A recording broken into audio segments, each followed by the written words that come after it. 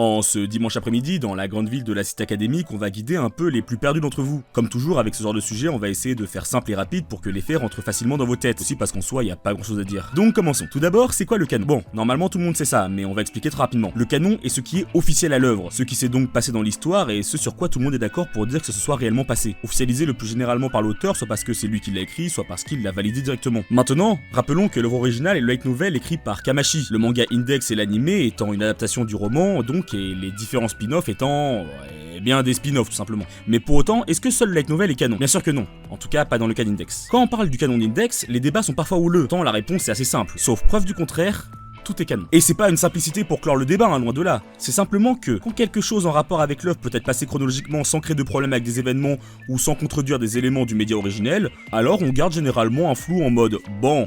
Sauf preuve du contraire, c'est canon. Les preuves du contraire pouvant être une grosse incohérence dans le scénario ou simplement les créateurs qui le stipulent. Mais bref, assez tergiversé. Qu'est-ce qui est donc canon dans tout ça? Globalement, tout est canon, comme je l'ai déjà dit. Les seules choses qui ne le sont pas sont donc les parodies qui, même s'ils sont écrites par Kamashi, sont des parodies, hein, tout est dans le nom, et donc ne sont pas canons. Et quand je parle de parodies, j'entends bien tant les light novels qui sont qualifiés de parodies, tant les épisodes bonus de Index Tan qui sont globalement des parodies, il n'y a pas d'autre mot finalement, comme les Much More Reigen qui sont, comme des Index Tan mais version Reigen, même si eux ils vont un peu moins dans le délire bizarre. Et également Silent Party, donc l'arc avec Febrile là dans Reigen S, qui remplit la condition d'ajouter des incohérences avec les éléments de l'œuvre, mais aussi d'avoir été officiellement annoncé comme n'étant pas canon par Nagai, qui est le directeur de l'animé, celui qui gère l'adaptation de Reigen en animé. Même si j'aime beaucoup cet arc malgré les incohérences, genre le Phoenix Move de Mikoto, franchement il est trop bien, ça va être dans un jeu vidéo, d'ailleurs pourquoi il n'y a pas de jeu vidéo Toaru, mais bref.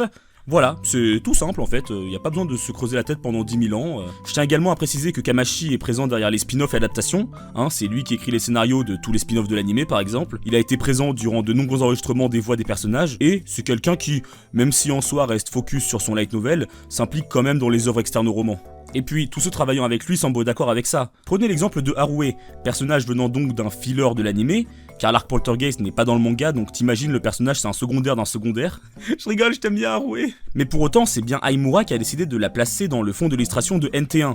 Le roman donc. Rien que ça en dit long et je trouve que ça montre la pertinence d'utiliser les médias annexes à l'œuvre dans les théories et débats. Mais bref, sauf preuve concrète du contraire, tout est potentiellement canon, donc juste allez tout lire en fait, tout regarder, profiter, juste faites-vous kiffer. Toaru c'est une œuvre tellement grande, vous ne pouvez pas rester cantonné à l'idée de canon ou non. Aimez simplement et partagez à votre tour l'amour pour cette œuvre. Bonne soirée à vous tous et je vous dis à très bientôt pour la prochaine vidéo un peu plus sérieuse où on reviendra sur l'analyse de personnages de la cité académique.